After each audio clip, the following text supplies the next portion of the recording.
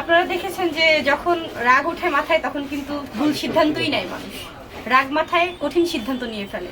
So আমিও ভুল সিদ্ধান্ত নিয়েছিলাম, ভুল কাজ করে ফেলেছিলাম। এখন আশা করছি সামনে আর কোনো ভুল করব না। অসংখ্য ধন্যবাদ আপনাদের প্রিয় দেশবাসী।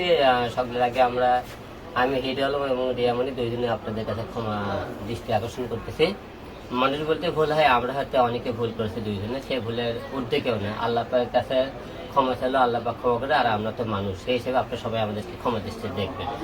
আর আমাদের দুইজনে রিয়ামণি এবং হিরো আলমকে দুই পক্ষে আমাদের আইনজীবী হিসেবে আমাদের আতিক ভাই আছেন।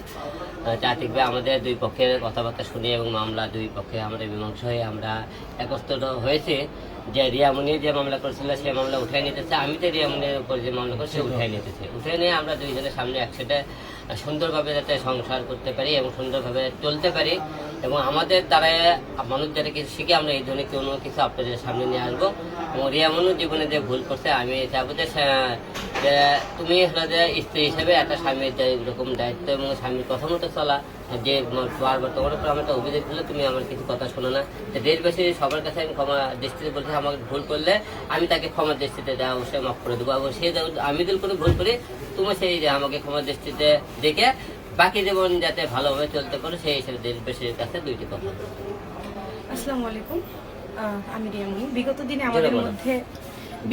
আমাদের মধ্যে যে ঝামেলাটা চলছিল এটা অ্যাকচুয়ালি অসুস্থ ঝামেলা আমি মনে করি।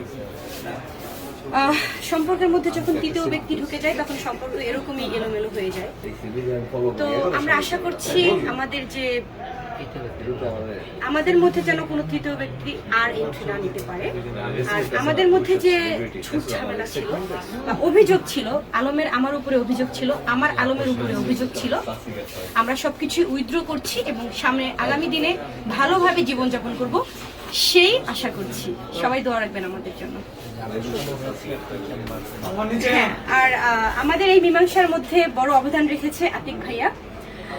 উনি অনেকটা অবদান রেখেছে। আর আমাদের মীমাংসার জন্য যে পেপারস গুলো দেখছেন এগুলো দুজনেই আপোষনামা করে নিচ্ছি। ভবিষ্যতে আমরা একসাথে থাকার চেষ্টা করছি। অবশ্যই ভুল করেছি। আপনারা দেখেছেন যে যখন রাগ ওঠে মাথায় তখন কিন্তু ভুল সিদ্ধান্তই নেয় মানুষ। রাগ মাথায় কঠিন সিদ্ধান্ত নিয়ে ফেলে। সো আমিও ভুল সিদ্ধান্ত নিয়েছিলাম, ভুল কাজ করে ফেলেছিলাম। এখন আশা করছি সামনে আর কোনো ভুল করব না। Thank you so much. আজকে আসলে দেশবাসীর উদ্দেশ্যে একটি কথা বলতে চাই। আমাদের যে ইয়াংদের মধ্যে অত্যন্ত জনপ্রিয় বর্তমান বাংলাদেশে মোহাম্মদ আশরাফুল হোসেন আলম ওরফে হিরো আলম এবং রিয়ামণি দুজনে আজকে আমার কোর্ট চেম্বারে উপস্থিত আছেন। আমি advocate Atikur Rahman Khan, Bangladesh supreme court. তাদের মধ্যে সাম্প্রতিক সময়ে আমরা বিভিন্ন ফেসবুক মিডিয়ার মাধ্যমে দেখতে পেয়েছি যে তাদের মধ্যে স্বামী স্ত্রীর মধ্যে একটা মিসআন্ডারস্ট্যান্ডিং এবং এটা অনেকদিন যাবৎ চলমান। দুই পক্ষের বিরুদ্ধে মামলা মোকদ্দমা করেছেন। হিরো আলম আমার পাশে আছেন, আমাদের নায়ক। হিরো আলম ওনার ওয়াইফ রিয়ামণির বিরুদ্ধে মামলা করেছেন, রিয়ামণিও হিরো আলমের বিরুদ্ধে মামলা করেছেন। তো আমি হিরো আলমের আইনজীবী। পরবর্তী সময়ে তাদের দুই পক্ষের মধ্যে আজকে আমাদের চেম্বারে সুষ্ঠু সমাধানের লক্ষ্যে আমরা দুই পক্ষকে ডেকে আপোষ মীমাংসা করিয়েছি এবং আজকে যৌথ আপোষনামার মূলে তাদের মধ্যে একটি স্থায়ী সমাধান হয়েছে। এবং আমরা আশা করি আগামী দিনে, যেহেতু হিরো আলমের নেগেটিভ পজিটিভ দুইটাই ইম্প্যাক্ট আছে, কিন্তু পজিটিভ ইম্প্যাক্টে অনেক বেশি। হিরো আলম বাংলাদেশের একটা ব্র্যান্ড, অনেক মানুষ তাকে পছন্দ করে, অনেক ফলোয়ার।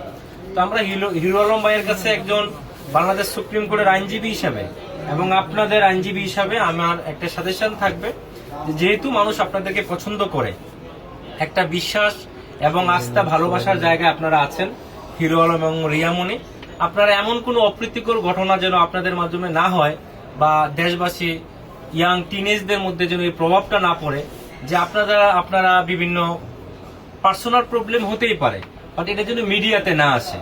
আর আমরা আশা করি এবং বিশ্বাস করি আগামী দিনে তারা দুইজন একসাথে আমরা আপোষ করে দিয়েছি। আমরা আশা করি আগামী দিনে স্বামী স্ত্রী রূপে তারা খুব আইডিয়াল হাজবেন্ড ওয়াইফ হিসেবে তারা তাদের দাম্পত্য জীবন পরিচালনা করবে, তাদের কাজকর্ম করবে। ধন্যবাদ।